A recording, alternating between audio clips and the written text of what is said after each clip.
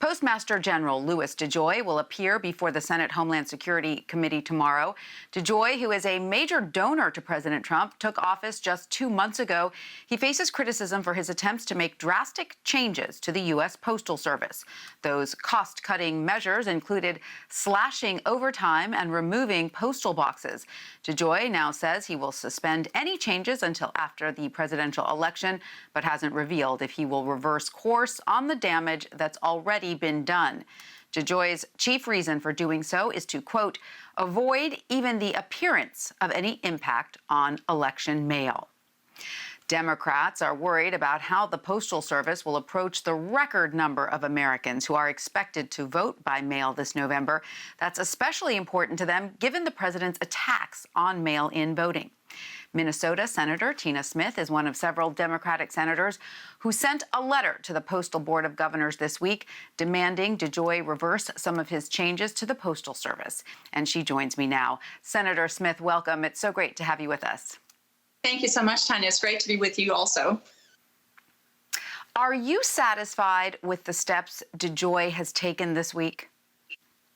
I am certainly happy to hear that he's saying that he will put a pause or suspend changes, but that certainly doesn't satisfy me. You know, a couple of days ago, I went to this massive mail sorting operation in Eagan, Minnesota, and they have already moved out 6 or 7 or 8 of these big mail sorting machines. And as a result of that, they have lost capacity of somewhere between 1.5 and 2 million pieces of mail that they can sort a day. And there's no plans to put those mail sorting machines back in there. So it's hard to have a lot of faith in DeJoy or this administration when they are actively sabotaging Americans' trust in the U.S. Post Office and undermining their ability to deliver good service.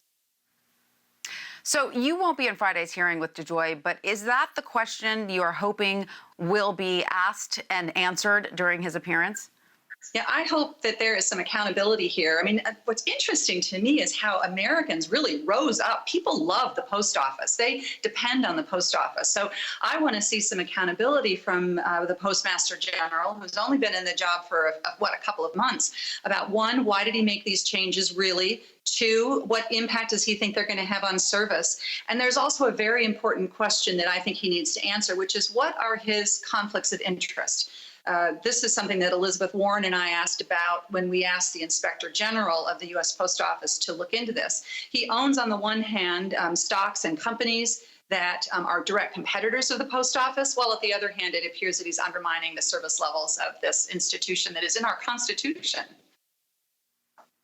And, you know, of course, there is that $25 billion bill that House Democrats will vote on for the Postal Service. Senate Majority Leader Mitch McConnell has adamantly opposed any new funding. Is it fair to say that the Senate simply won't reach a deal on the Postal Service in time for November? Well, I think there will be a price to pay if we don't reach a deal. We need to reach a deal, and that is what Americans are counting on us to do. The post office needs to make sure, we all need to make sure that they don't literally run out of cash as we are approaching this most important election in my lifetime.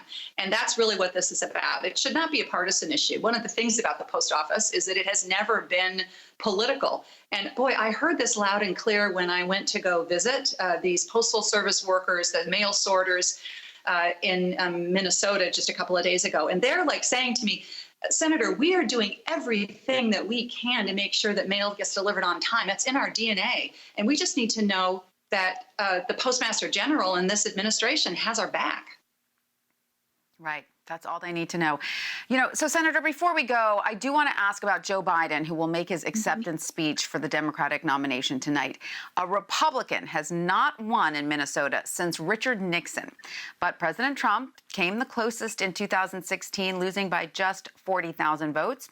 What does Biden need to do to make sure Minnesota is in his corner this November? Well, you know, Minnesota is the land of close elections. Senator Al Franken won by only about 312 votes. We have close elections. So the most important thing is the Biden-Harris campaign cannot take Minnesota for granted. They need to be here and talk to Minnesotans in rural areas and small towns and big cities. And I am very enthusiastic about how they're going to come off in Minnesota. Just one thing, I heard a farmer say a couple of months ago, These were big supporters for President Trump in 2016. And he looked at me and he said, Senator, I just think Trump has gone a little too far. Now, in Minnesota language, that's like I'm over you. And we need to show what we can do in exchange. And I think if we do that, we'll win.